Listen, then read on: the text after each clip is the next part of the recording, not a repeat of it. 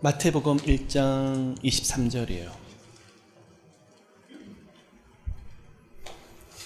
함께 읽을까요? 마태복음 1장 23절. 보라, 처녀가 잉타의 아들들을 낳을 것이요 그 이름을 임마누엘이라 하리니 이를 번역한즉 하나님이 우리와 함께 계시다 함이니라. 아멘. 이 말씀이 원래는 이사야서 7장에 있는 말씀이죠. 이사야 선지자가 아하스 왕이 갑니다. 참 악했던 왕이에요. 우상 숭배로, 그리고 우상 숭배뿐만 아니라 몰래교를 받아들여서 아들들을 뜨거운 불에 태워 죽이게 했던 참으로 악했던 왕입니다. 이사야 선지자가 답답한 나머지 사람을 의지할 것이 아니에요. 그 당시에 아람 나라 다메섹을 우상을 그대로 신전을 본따 가지고 솔로몬 신전을 대신에 본떠서 그것을 만들고 있었어. 그 아하스 왕에게 왕이시여 징조를 구하소서. 높은 데서든지 깊은 데서든지 징조를 구하소서. 여호와님께서 살아계심을 왕에게 보이시겠나이다. 근데 나는 하나님을 시험하지 아니하겠습니다 라고 말을 해요. 아하스 왕이. 그 말이 믿음이 좋은 게 아니라 하나님에 대한 전혀 관심이 없었던 거죠.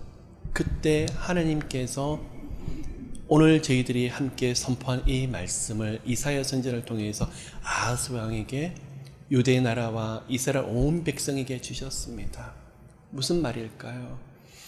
하나님은 이스라엘과 유대와 그리고 다윗의 후손들 왕을 세우시면서 꿈을 꾸셨습니다.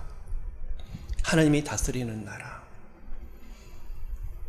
왕과 선지자 제사장들이 온 백성들이 하나님을 경배하고 하나님을 경외하며 하나님께서 모든 것을 다 붙잡아 주시고 은혜 주시는 것.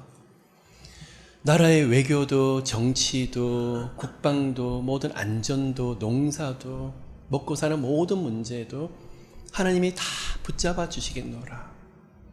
그런데 듣질 않아요. 하나님이 축복하시겠다, 하나님이 특별한 은혜를 주시겠다고 말하는데 아무도 듣질 않아요. 오히려 더 열심히 범죄를 해요. 이때 선지자를 보내서 끊임없이 기회를 줬지만 듣질 않아요. 이사야 선지자가 눈물로 기도를 하다가 아하스 왕에게 찾아가서 선포하신 그 말씀. 이 땅에 아무리 하나님을 보여주려고 해도 하나님을 찾는 사람도 없고 심판이 아니라 징계가 아니라 축복하시겠다고 말하는데 관심 가진 사람이 아무도 없어요. 그때 하나님께서 일방적으로 처녀가 아들을 낳을 것인데 그 이름을 임마누엘이라 하리니 이는 하나님께서 우리와 함께 계시다 함이니라. 하나님이 살아계심을 우리에게 보여주고 싶으셨어요. 하나님이 함께 하시는 것을 보여주고 싶으셨어. 근데 사람에게는 방법이 없었어요. 왜? 모두가 죄인이었기 때문에 하나님께 갈 수 있는 길과 그리고 그 방법들이 사람에게는 없었어요. 이렇게 타락했던 왕, 방백 앞에서 하나님은 선포하십니다. 당신들에게는 기회가 없지만 하나님은 방법을 만드실 것입니다. 메시아를 보내실 것이며 이사야는 그가 누군지 분명히 알지 못했지만 결국 누구시죠? 독생자 예수 그리스도에 대한 예언들을 말씀하고 있어요. 많은 하나님의 사람들이 선지자들이 갈망했던 메시아, 모든 백성들을 죄에서 건지시며 우리들에게 등을 돌리셨던 하나님을 우리에게 다시 눈을 향하도록 만드실 그 이름 메시아. 모든 사람들이 기다렸지만 누군지도 모르고 어떻게 이 땅에 오실지도 몰랐는데 마태복음을 통해서 분명히 말씀을 하십니다. 지난번 두 번에 걸쳐서 마태복음 1장 예수 그리스도의 족보 그리고 아브라함과 다윗의 후손으로 오신 예수 그리스도에 대해서 말씀을 드렸습니다. 오늘 말씀은 네 가지 스토리가 그 안에 담겨 있습니다. 1장과 2장에. 족보 이후로 요셉과 마리아의 모습이 보여지는데, 배경이 요셉이 마리아와 정혼을 했는데 오늘날 보니까 자신의 아내 마리아가 잉태가 되어 있어요. 아내 아직 완전히 결혼하지 않았지만 약혼을 하고 1년 이사이, 그때 신명기에 하면 이 시간도 아내라고 부릅니다. 이미 정식으로 약혼을 했기 때문에요. 마리아가 잉태가 되었더라는 거예요. 요셉이 이 모든 사실을 알고, 성경 말씀은 그렇습니다. 요셉이 의로운 자라고 표현합니다. 가만히 이 모든 사실을 알고 끊고자 하매, 그 순간에 하나님이 꿈으로 깊은 개입을 하셔서, 요셉아, 그녀를 데려오는 것을 두려워하지 말라 말씀을 하시면서 그가 성령으로 잉태되었다라고 말씀하고 있습니다.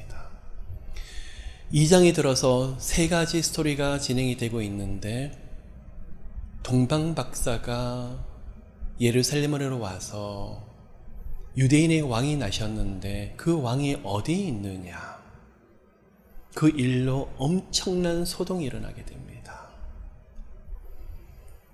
그리고 이 일로 인해서 동방 박사는 아기 예수를 경배하지만 성령님의 지시를 받고 자신의 나라를 가버리고, 이 모든 사실을 알게 되었던 헤롯 왕이 분노하고 화를 내면서 그 지역에 있는 어린 아기 2살 밑으로 모든 아기를 죽여라 하는 사건이 나오게 되고, 2장의 마지막 사건이 예수께서 애굽으로 피신하셨다가 어린 시절을 갈릴리 호수 지역에 있는 스불론 땅 나사렛에서 생활하시는 예수님의 유년 생활이 시작되는 것을 이제 모습을 보여주고 있습니다.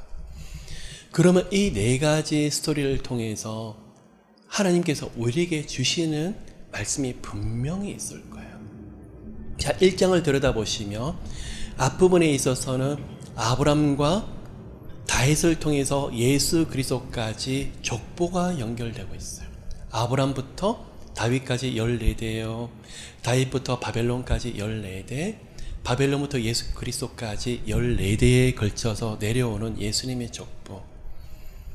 근데 그 다음 스토리를 보시면 예수 그리스도에 대한 말씀을, 탄생에 대해서 말씀을 하시는데 갑자기 요셉과 마리아에 대한 이야기를 하고 있어요. 자, 1장의 사건이 참 중요하죠. 예수님의 족보와 연결되는 장면이 뭐냐 그러면, 사람의 씨로 잉태된 것이 아니라 성령님의 능력과 생명령으로 잉태하셨다라는 것을 보여주고 있어요. 그러면 아브람과 다윗의 족보의 이야기, 언약이 이제 성취되고 있는데, 예수께서는 그 족보를 완성시키셨던 분이시지만, 그러나 사람의 자손이 아니라 누구를 통해서 잉태되셨더라는 거예요? 성령님에 의해서 잉태되셨더라.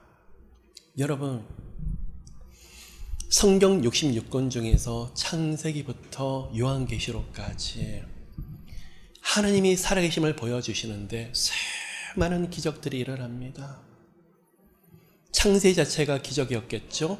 흙으로 사람이 만들어지는 것도 기적이었겠죠. 노아의 방주에서도 기적들이 일어나죠. 그리고 출애굽 사건에서도 홍해가 갈라지는 기적이 일어나죠. 수많은 기적들이 일어납니다.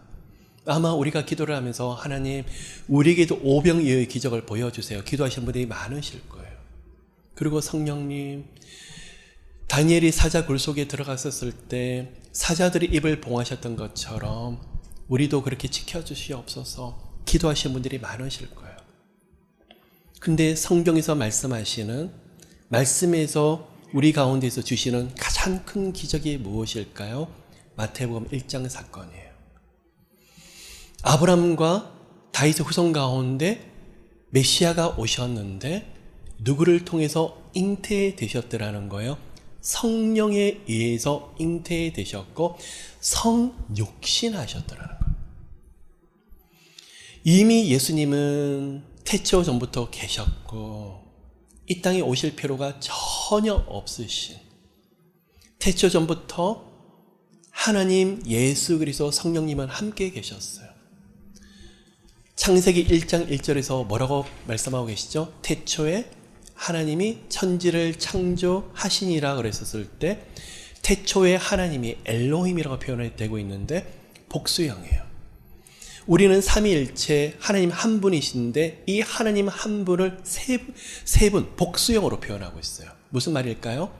하나님들이 창조를 하셨는데 이 하나님들이 누구시라는 거죠? 삼위일체 하나님. 근데 한 분이시라는 거예요. 그러면 예수께서는 태초 전부터도 계셨더라. 구약에서도 계셨었고 안 계신 시간이 한 번도 없으셨는데 모든 영광을 경험하셨고, 아니죠. 예수님 당신이 하나님의 영광의 본체시죠. 이 땅에 오실 이유가 전혀 없어요. 근데 오실 수밖에 없어요. 왜 그렇죠?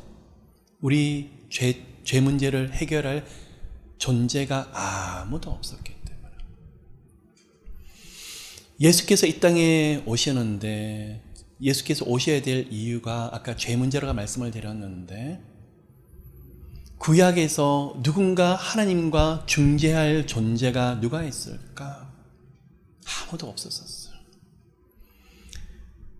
하나님께서 믿음으로 의인이 되었다고 할 정도의 하나님의 사람들조차도 하나님과 사람들 사이에서 중재할 수 있는 의로움이 없었어요. 사람에게는 방법이 없었어요. 그 중재자는 반드시 사람이어야 돼요. 죄가 없어야 돼요. 그리고 하나님의 율법을 완전히 지켜야만 돼요. 사람의 이름은 불가능해요. 그래서 하나님의 독생자 예수 그리스도께서 성육신에서 오실 수밖에 없었는데 성경에 나타나는 가장 큰 기적이 바로 성육신 하시는 예수 그리스도의 탄생이시더라는 거예요. 그럼 1장을 보시면 다른 어떠한 기적보다도 족보 이후로 성령에서 잉태하는 장면이 나타나고 있어요. 누구를 통해서요? 마리아를 통해서요. 마리아 앞에 늘 따라다니는 이름이 있죠. 동정녀 마리아. 근데 문제가 생겼어요. 요셉이 이 모든 걸 다 알게 됐었을 때 신명기 하나님의 율법에 의하면 가늠한 여인이라든지 정결하지 못한 여인은 돌로 쳐 죽여야 돼요. 그러면 마리아의 이 사건, 동정녀 마리아가 우리는 알고 있지만 그 당시는 도저히 사람의 머리로서 특히 자신의 정혼녀가 잉태되었다라는 그 이야기를 듣게 됐었을 때 요셉이 갖게 된 갈등과 고민, 고통은 이루 말할 수가 없었던 거예요. 배신감, 앞으로 어떻게 해야 되지? 율법에 하면 돌로 쳐 죽여야 되는데 사랑과 갈등 속에서 아마 수많은 갈등들이 그 안에 많았었을 거예요. 다른 복음서는 요셉에 대한 이야기가 없어요. 아버지 요셉이 이토록이나 고민하는 장면이 없는데 마태복음은 그것을 정확하게 지금 기록을 하고 있어요. 예수님의 탄생 때 아비 요셉이 괴로워하고 고통하고 그것보다 하나님이 보여주시는 게 무엇이냐? 아브라함과 다윗의 족보로 있는 그 스토리와 동정녀 마리아를 통해서 예수님이 잉태되는 사건을 연결시키는 브릿지가 있더라는 거예요. 그 브릿지 역할하는 존재가 누구냐? 바로 요셉이더라는 거예요. 근데 하나님이 요셉을 왜 사용하셨을까요? 그 앞에 요셉을 의로운 자라고 말하시네요. 헬라어로 디카이오스라고 말을 합니다. 자, 여러분, 우리 모두가 다 예수 그리스도를 영접할 때 디카이오스에 대한 축복을 누려요. 의롭다, 다시 말씀을 드려서 죄가 없다라는 거예요. 디카이오스는 재판장이 재판을 할 때 피고를 불러다가 다 심사를 하고 살펴보면서 더 이상 죄가 없는 것을 선포하는 거예요. 죄가 없다. 그러면 구약의 율법에 의하면 죄가 없는 사람이 한 명이나 있을까요? 없어요. 근데 아직 예수께서 십자가에 못 박히기 전에 사건인데 요셉을 통해서 하나님이 그 앞에 붙이시는 말씀이 의롭다라고 말을 하고 있어요. 그러면 무슨 말씀일까요? 요셉이 특별하게 율법을 다 지켰기 때문에 그거보다도 이렇게 족보와 성육신의 사건을 연결하는 요셉에게 하나님이 무엇을 주셨냐면 믿음을 주셨더라는 거예요. 창세기 15장을 들여다보시면 아브라함이 믿을 때에 하나님이 그것을 의로 보시고 라고 표현하고 있어요. 마찬가지로 요셉도 그가 율법을 지켜야 되는 시대를 살고 있었지만 그 마음속에 무엇이 있었더라는 거예요? 믿음 한 가지가 있었더라는 거예요. 여러분, 1장을 통해서 우리가 정의할 수 있는 것은 예수님의 성육신 사건과 족보를 연결하는 그 연결고리가 되는 인물이 바로 요셉인데 그에게 사용하시는 도구가 있는데 바로 믿음이더라는 거예요. 여러분, 수많은 갈등을 하고 고통을 하고 많은 것을 놓고 이 시간에 고민할 수 있지만 오늘 이 시간에 하나님이 여러분 가운데 보고자 하시는 게 무엇일까요? 믿음 한 가지. 믿음이 있으면 하나님이 반드시 쓰시더라. 믿음이 있었기 때문에 하나님을 끝까지 바라보았고 하나님이 말씀하시는 것에 대해서는 뒤도 돌아보지 않고 순종하고 그리고 율법에 의하면 그 안에 정혼녀를 돌로 쳐 죽여야 되는데 그는 율법보다도 하나님을 경외하고 믿으면서 하나님의 성품인 사랑의 능력으로 충만했던 것 같아요. 남자로서 참기 힘든 수모와 수치심을 느낄 수 있었을 텐데 어떻게 보면 모든 그 안에 있는 분노를 다 쏟을 수도 있었지만 그가 하나님을 믿고 그가 하나님을 계속 바라보았기 때문에 율법을 뛰어넘는 사랑의 능력이 요셉을 이미 붙잡고 있었더라는 거예요. 그렇기 때문에 요셉을 계속 인도하였어요. 계속 주의 천사가 현몽하여 가라사대 꿈속에서 인도하시더라는 거예요. 그럼 우리에게 오늘 이 시간에 적용할까요? 하나님, 제가 어디로 가야 되죠? 무엇을 해야 되죠? 어떻게 해야 되죠? 이게 맞나요? 아무것도 보이지 않더라도 이 시간에 믿음 한 가지 붙잡으시기를 예수 그리스도 이름으로 축복합니다. 말씀에서 뭐라고 하시는지 그 말씀 붙잡고 이 시간에 계속 놓지 않으려고 마음에 간절하고 사모하는 마음만 있으며 비록 인간적으로 무엇을 할지 모른다고 할지라도 우리 성령님은 절대적으로 분명하게 인도하시더라는 거예요. 예수님의 태어나는 그 모든 상황들 유년 시간에 하나님께서는 그 아비 요셉을 사용하셨어요. 다른 것보다 믿음을 사용하셨더라고요. 그 가운데 순전한 믿음이 있었더라는 거예요. 하나님이 말씀하시면 뒤도 돌아보지 않고 순종하는 요셉의 모습이 있었더라는 거예요. 요셉이 많이 갈등을 합니다. 이 일을 생각할 때에 라고 성경에서는 표현하고 있는데 다시 말씀을 드려서 원어를 말씀을 드리며 너무너무 갈등하더라는 거예요. 이렇게 할까 저렇게 할까 너무너무 갈등하고 있는 이 시간에 그런데 우리 하나님은 바로 요셉에게 그 사실을 알았을 때 그날 밤에 꿈에 나타나셔서 요셉아 너 정혼녀 성령으로 잉태되어서 그러면 될 거를 근데 성경 말씀의 흐름을 딱 보시며 요셉이 그날 한 것이 아니라 그날 성령님의 음성을 듣는 것이 아니라 굉장히 오랜 시간을 갈등했는 것을 알 수 있어요. 왜 그러셨을까요? 아기 예수가 요셉의 품에서 어린 시절을 보내야 되는데 그 아비는 법적인 이제 아비가 되겠지만 예수님의 배후에서 인간적인 어떤 보호막 역할을 하면서 큰 역할을 하는데 하나님께서는 그 아비에게 믿음의 훈련을 계속 시키고 있었더라는 거예요. 여러분 바로 이거예요. 예수님의 육신의 아비였던 요셉도 바로 말씀을 하시는 것이나 그 갈등들을 통해서 계속 키워나가시더라는 거예요. 얼마나 고민하고 얼마나 고통을 하는지 이 일을 생각할 때 너무너무 고민하고 오랜 시간을 갈등을 했는 이 시간에 주의 사자가 현몽하여 가라사대 내 안에 데려오기를 두려워하지 말라. 진작 말씀하시죠. 네 안에는 성령으로 잉태되었노라. 그런데요, 이 말씀을 들여다보면요, 네 안에 데려오기를 두려워하지 말라. 한번 보세요.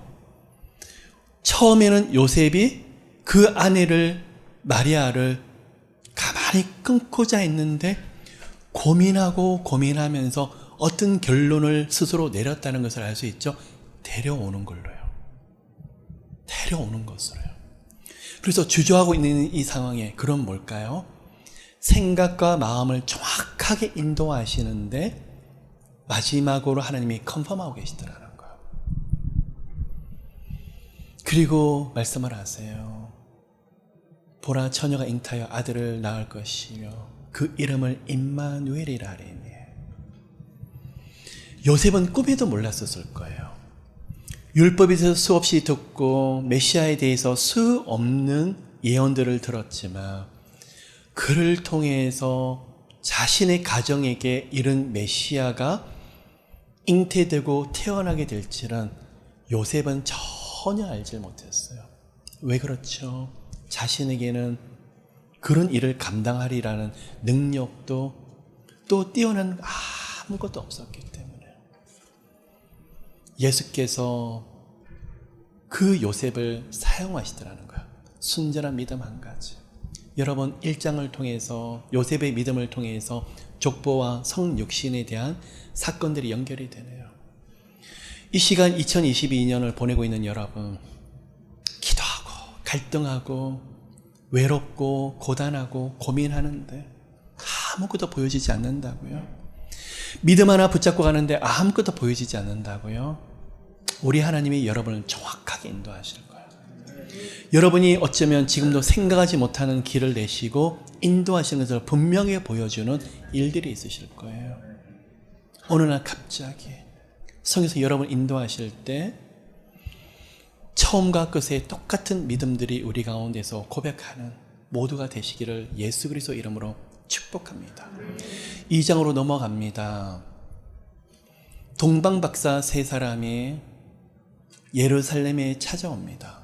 헤롯 왕을 찾아가서 유대인의 왕이 나셨거늘 그 왕이 어디 있습니까? 라는 질문하게 됩니다. 두 번째 이야기입니다. 그 이야기를 듣고 헤롯 왕과 예루살렘이 큰 소동이 일어나게 됩니다. 여러분 재밌지 않으세요?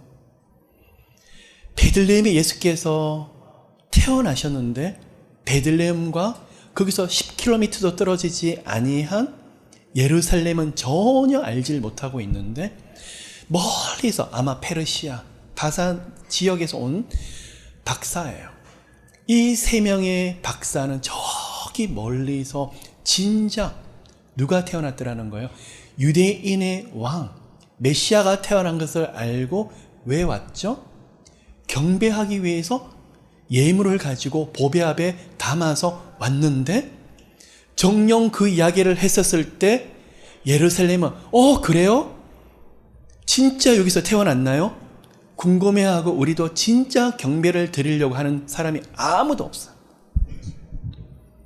그러면 2장에서 세 가지 사건이 일어나고 있는데 동방박사 그리고 애굽으로 피신하는 장면이 있고 나사렛으로 예수께서 어린 시절을 보내시는 장면이 있어요.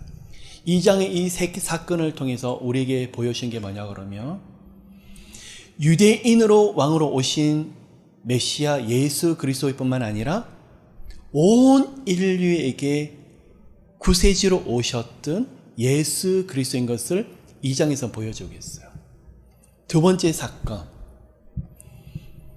2살 미만의 아기들은 다 죽여라 그랬을 때 예수께서는 애굽으로 피난을 가셨어요.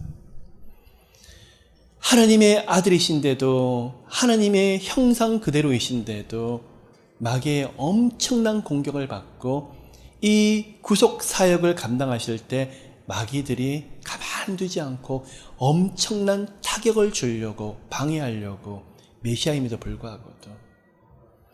두 번째 스토리를 통해서 우리가 알 수 있고, 예수께서 예루살렘에 가시지 아니하시고 스불론 땅 나사렛에서 어린 시절을 보내셨다. 갈릴리 지역, 이스라엘 중에서 땅 중에서도 가장 이방인이 사는다고 하는 지역, 무시당하고 천대를 받는 거기서 예수님의 공생에 2년 6개월 이상을 거기서 사역하게 되십니다. 우리는 갈릴리 어부 이야기를 듣고 갈릴리 호수 이야기를 듣지만 이스라엘에서 버려진 곳, 그럼 다시 말씀은 뭐가 될까요? 온 인류를 구세주로 오셨어요. 그런데 박해와 마귀의 숱한 공격과 어려움이 있지만 버려진 땅, 소외된 영혼, 아프고 힘든 영혼들을 위해서 가장 낮고 낮은 땅으로 오신 메시아라는 이야기를 바로 마태복음 2장에서 보여주고 있어요. 여러분, 근데 재밌는 사건이 있어요. 동방박사 3명이 와서 유대인이 왕이 여기서 태어났거는 어디 있느냐 그랬었을 때 예루살렘에서는, 그리고 헤롯왕은 큰 소동이 일어나요. 기쁨이 아니라 혼란 속에서 빠져버려요. 근데 헤롯이 뭐라고 하냐 그러면 대제사장과 서기관과 율법사를 불러요. 어디서 그 유대인의 왕이 나겠느냐 라고 물었었을 때 즉시 대답을 해요. 베들레헴 땅에서 메시아가 나게 될 것이다. 아유, 율법은 그렇게 잘 알아요. 성경에 대해서는 이들은 즉시 헤롯왕에게 대답할 정도로 너무 박식했더라는 거예요. 물었더니 잠시만요, 왕이시여, 우리가 좀 살펴보고 조사해보고 올게요 라는 것이 아니라 미가서 5장에 나오는 말씀을 즉시 왕 앞에 말하고 있는데, 문제는 머리로는 다 알아요. 근데 메시아가 왔었으면 진짜 메시아가 왔고 당신이 가짜 왕이라고 말을 하는 것이 아니라 소동이 일어나면서 그 사실을 덮으려고 같이 애를 쓰고 있더라는 거예요. 그런데 아무도 경배를 드리려고 하는 이 시간에 누구만이 진짜 경배를 드리려고 하고 있죠? 동방박사 3사람만이 보배압을 가지고 경배하고 예배를 올려드리더라는 거예요. 여러분, 이 사건을 통해서 우리가 알 수 있는 것이 있어요. 교회를 어느 정도 다니십니까? 어떤 분은 이제 막 믿으신 분이 있지만 어떤 분은 30년, 40년. 교회 생활을 오래 하시다 보니까 문제가 제 생각이 어떨 때는 굳어버릴 때가 있어요. 교회 안에서 여러 가지 돌아가는 상황에서 관심을 갖다 보니까 정말 성령께서 주시는 음성과 인도하시는 것에 대해서는 별로 관심이 없을 때가 많이 있더라는 거예요. 이 말씀이 제게는 참 충격입니다. 성경에서 그렇게 많이 알고 박학다식했는데 진짜 메시아가 거기 온 걸 알았으면 가서 경배해야 되지 않아요? 유대인의 왕이 어디서 왔느냐라고 물었을 때 베들레헴에서 나신다고 성경에 기록되어 있습니다. 그러면 정말 메시아를 오랫동안 갈망하고 사모하는 영혼들이라 그러면 그 시간에 아마 베들레헴을 수소문해서 찾으려고 그러고, 메시아가 어디 있느냐 궁금해서라도 예배 드리고 싶고 경배하고 싶어서 못 견딜 텐데 아무도 그런 모습이 보여지지 않아요. 오히려 헤롯 왕과 이들은 그 아기 예수를 붙잡으려고 더 혈안이 되어 있더라는 거예요. 여러분, 이 시간에 성령께서 우리들에게 마음을 여셔서, 이미 예수께서 이 땅에 오셨지만 성령께서 어떤 음성을 들려주실까? 어떤 말씀을 하실까? 오늘 내게 어떤 깨달음을 주실까? 우리 마음이 늘 열려있게 되시기를 예수 그리스도 이름으로 축복합니다. 여러분, 어떤 분은 그렇습니다. 저는 성경을 몇 번을 읽었어요. 성경에 대한 책들을 엄청 공부를 많이 했어요. 어떤 프로그램을 저는 이수했고요. 저는 성교육을 갔다 왔고요. 저는 교회에서 이런 직분을 가지고 있고요. 그래서요, 여러분, 하나님 앞에서 목사고 선교사고 권사고 집사고 무슨 의미가 있을까요? 아무런 의미도 없어. 우리는 예배하는 자로 하나님 앞에 섰으면 좋겠어요. 그냥 하나님 말씀하시면 그 자리에서 엎드리고 예배드리고 정말 주님을 간절히 사모하고 찾는 우리 모두가 되시기를 예수 그리스도 이름으로 축복합니다. 정말 유대인으로 왕으로 오셨다고 하지만 유대인들은 아무도 관심이 없었어요. 오히려 이방인들이 관심을 가지더라는 거예요. 동방박사 세 사람만 보배압을 드리는데 그 안에는 황금과 유향과 모략 이 세 가지가 들어있었어요. 여러분 아시는 대로 황금은 왕을 상징을 합니다. 불변합니다. 그리고 정결합니다. 유향은 비싼 관목의 송진이에요.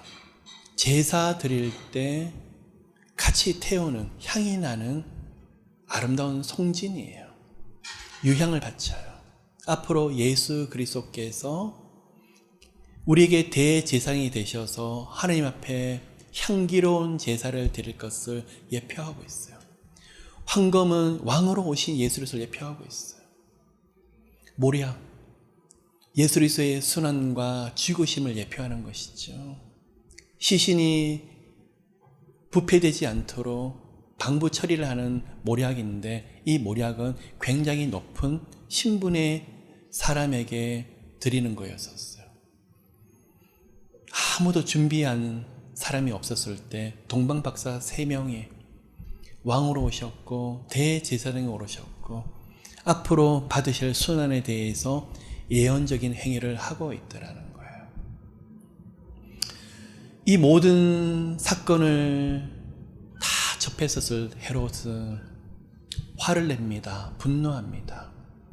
동방박사가 경배하고 성령께서 현몽하십니다. 헤롯 왕에게 돌아가지 말고 거기서 속히 이곳을 떠나라. 자신의 나라로 돌아갑니다. 여러분 1장과 2장을 통해서 우리가 볼 수 있는 것은 꿈으로 계속 말씀을 하세요. 예수님의 육신의 아비인 요셉에게도 꿈으로 현몽하여 가라사대, 그리고 동방박사 세 사람에게도 경배와 예배를 드리고 나서도 꿈으로 말씀을 하시고요. 그리고 나사렛으로 돌아올 때도 애굽으로 내려가는 사건에서도 계속 꿈으로 말씀을 하세요. 근데 여러분 또 한 가지 사건이 더 있어요. 동방에서부터 왔는데 분명히 유대 땅으로 가지 인도함을 받았는데 그 다음에는 어디로 가야 될지 모르겠는 거예요. 딱 이 모든 게 딱 스탑되는 것처럼 보여요. 동방박사 3명이 그 별을 따라왔잖아요. 헤롯 왕에게 그 이야기를 하고 베들레헴이라는 이야기를 듣고 나오긴 나왔지만 하늘에 별이 떠요.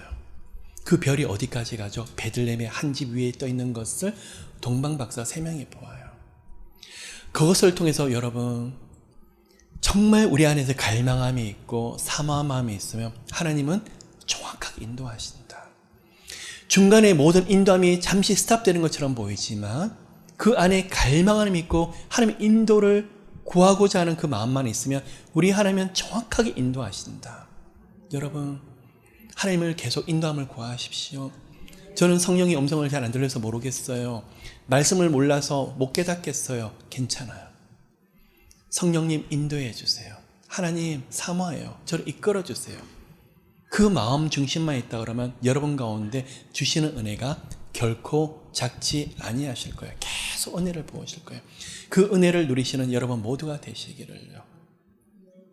성령께서 이 동방박사를 꿈에서 현몽을 가라사대 헤롯 왕에게 돌아가지 말라. 이 모든 사실을 알게 된 헤롯 왕은 분노하게 됩니다. 여러분 하나님의 사람은요 하나님이 하신 것을 보고 기뻐하고 즐거워하고 예배 드리는데 세상 사람들은 이것을 보면서 분노해요. 화를 내요. 헤롯 왕은 이것을 보고 동방박사를 보면서 더 배신감을 느끼고 2살 미만의 아기들을 다 죽여라. 이해되지 않는 장면이 또 나옵니다. 아무리 구약에 있는 말씀을 완성시키시고 언약을 성취하신다 할지라도 꼭 이렇게 어린 아기를 하나님께서 죽이셔야 됐을까? 아니 하나님이 죽이신 게 아니죠. 죽이시도록 허용하셔야 되는 것일까? 이 사건을 통해서 보여주는 게 있어요. 애굽에서 일어났던 10가지 기적과 재앙 중에서 10번째 재앙이 뭐였죠? 장자를 치는 재앙이었죠. 장자를 치는 재앙 이후에 나타난 사건이 뭐예요? 어린 양의 피를 문설주에 발랐었을 때 죽음의 신이 패소하게 되죠. 이 장자를 치는 사건이 오버랩이 된 건 뭐냐 그러면 구약의 바로 출애굽기 사건이 똑같이 오버랩이 된 게 이 2살 미만의 아기들이 죽는 사건이었던 것 같아요. 그리고 이 2살 아기만 죽는 것이 아니라 앞으로 진정한 어린 양이 되신 예수께서 피 흘림의 사건을 예표하는 것을 바로 이것을 통해서 보여주고 있더라는 거예요. 애굽으로 내려가게 됩니다. 왜 애굽에 내려가시는 사건에 대해서 내가 내 아들을 애굽에서 불렀도다. 호세에 있는 말씀이에요. 호세에 대한 예언이 성취가 되었지만 애굽에서 내려간 사건이 무엇에 대한 또 예언에 대한 상치죠? 바로 출애굽하는 사건이 나타나고 있어요. 출애굽기를 통해서 우리에게 보여주는 게 무엇일까요? 구원으로 오신 하나님, 그리고 우리를 위기에서 건지시고 모든 어려움에서 건지시는 구원자이신 것을 보여주셨는데 애굽에서 내려간 어린 아기를 통해서 하나님이 이 바로 출애굽기 사건을 그대로 예표하고 있더라는 거예요. 앞에서 제가 한 가지 빠뜨린 사건이 있어요. 한 가지 스토리가 있는데 동정녀 마리아에게서 아기 예수 그리스도가 탄생을 하고 있는데 그 이름을 붙여주세요. 천사를 통해서 그 이름을 예수라 하라. 이는 자기 백성을 죄에서 구원하셨다 함이니라 라고 말씀을 하고 있어요. 보통 이름을 누가 지어지죠? 아버지가 지어져요. 그러면 보통 요셉이 짓는 것이 아니라 진짜 아비가 누구라는 거죠? 하나님인 것을 보여주고 있어요. 그 이름을 예수라고 불러주는데 이 예수라는 뜻이 뭐냐면 헬라어로 구원자라는 이야기예요. 그러면 히브리어로는요 무슨 말이 될까요? 여호수아, 예수와 호세아 이 세 가지 이름이 신약에 와서는 헬라어로 와서는 바로 예수라는 이야기가 돼요. 그러면 하나님께서는 메시아를 통해서 보여주는 그 이름이 무엇이냐? 바로 여호수아. 무엇일까요? 백성들을 약속의 땅으로 인도하는 여호수아가 되게 될 것이다. 하나님의 약속을, 하나님의 약속하신 언약을 완전하게 성취할 그 이름이 바로 여호수아이다. 그리고 또한 호세아. 아내 고멜이 끊임없이 간음을 하고 그 남편을 배신을 하고 있는데 호세아는 끝까지 그 아내 고멜을 버리지 아니하고 안아주고 버리지 아니하는 호세아를 보면서 앞으로 예수 그리스도의 모습이 바로 호세아가 될 것이다. 그리고 또 한 가지 이름이 예수아. 성전이 다 무너졌었을 때 족장이 되었던 스룹바벨과 대제사장이 되었던 예수아가 성전 건축을 하게 돼요. 하나님이 무너졌던 성전을 다시 재건하는 그 이름이 바로 예수아예요. 그러면 이 예수라는 이름 안에서는 약속의 땅으로 인도하시고 하나님의 언약 약속하신 것을 성취하는 여호수아라는 이름과 죄로 인해서 끝까지 우리는 하나님의 마음을 아프게 했던 사람이었지만 버리지 아니했던 그 호세아, 고멜을 끝까지 감싸놨던 호세아, 그리고 마지막으로 성전을 다시 재건했던 예수와 그 이름을 앞으로 예수라 하라. 우리에게 그 은혜를 계속 주게 되신다는 것을 말씀하고 있더라는 거예요. 애굽으로 내려갔습니다. 바로 예수께서는 출애굽에 대한 예언들을 완전히 성취하신다. 그리고 성령께서 꿈으로 말씀하셔서 요셉에게 나사렛으로 올라가라고 말을 합니다. 처음에는 나사렛이 아니라 이스라엘로 올라가라고 말씀을 하죠. 요셉이 두려웠습니다. 예루살렘으로 올라가고 베들레헴으로 올라가기가 두려웠습니다. 왜 그렇죠? 헤롯 왕이 죽었지만 그 다음에 왕이 자신을 죽일까봐 또 자기 아기를 죽일까봐 그래서 버려진 땅으로 인도함을 받습니다. 그 땅의 이름이 어디 있을까요? 바로 나사렛이에요. 우리들의 모습이에요.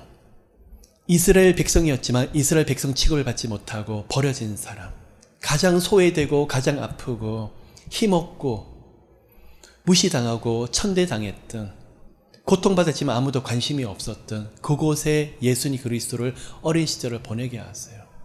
왜 그럴까요? 우리처럼 연약한 사람들의 아픔을 다 채울하게 하시려고.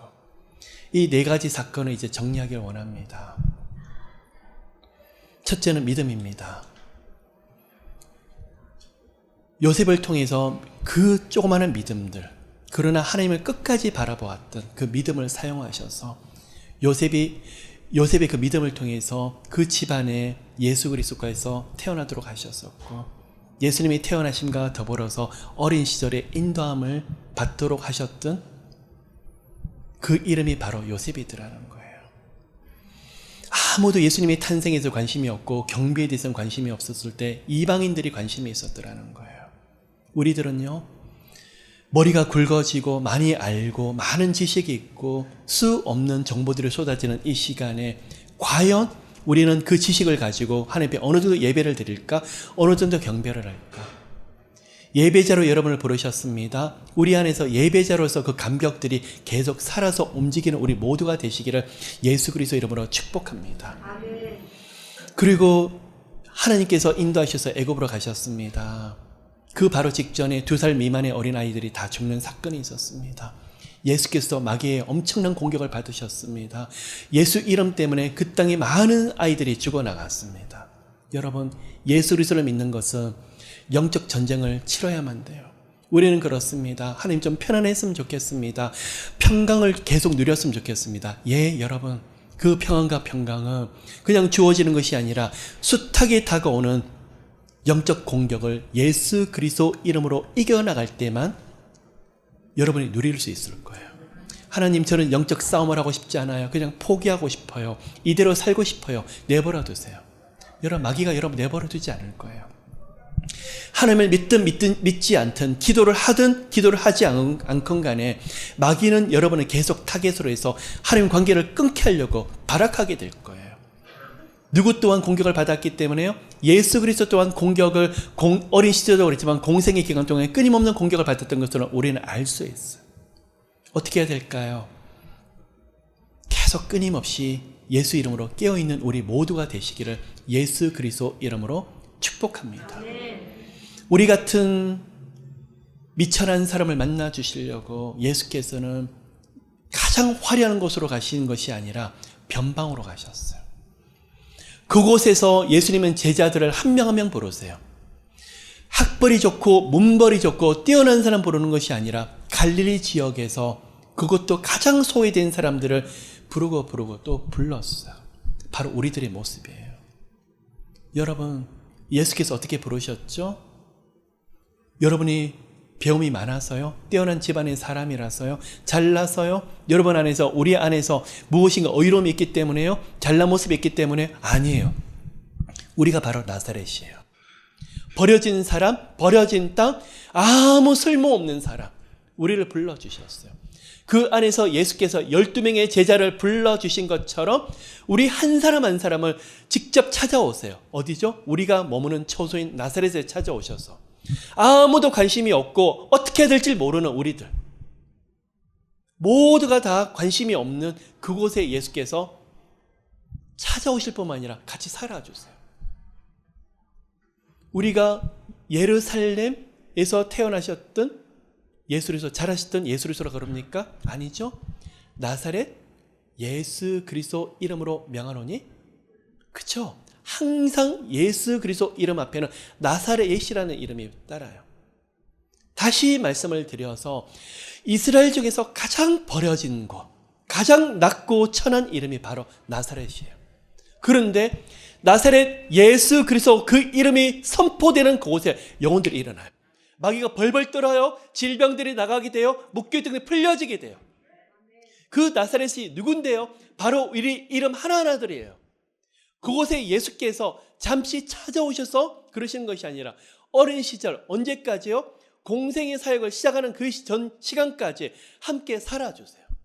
다시 말씀을 주셔서 예수께서 부활하시고 성찬하시고 성령을 보내셨지만 여전히 성령님의 관심은 예루살렘이 아니라 어디 있더라는 거예요?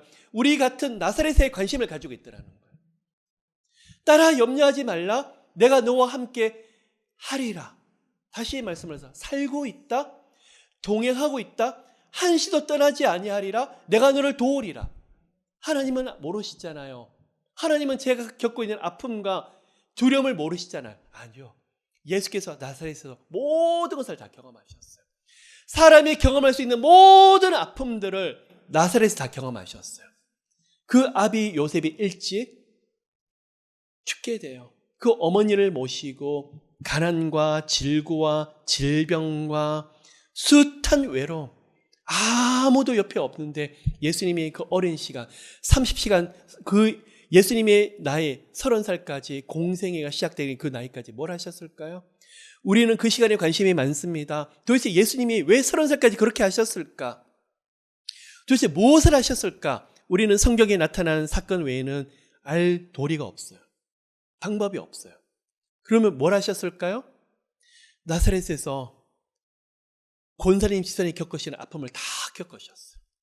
그 갈등을 겪으시려고요. 그 질고와 아픔들을 친히 몸소 안 겪으셔도 되잖아요.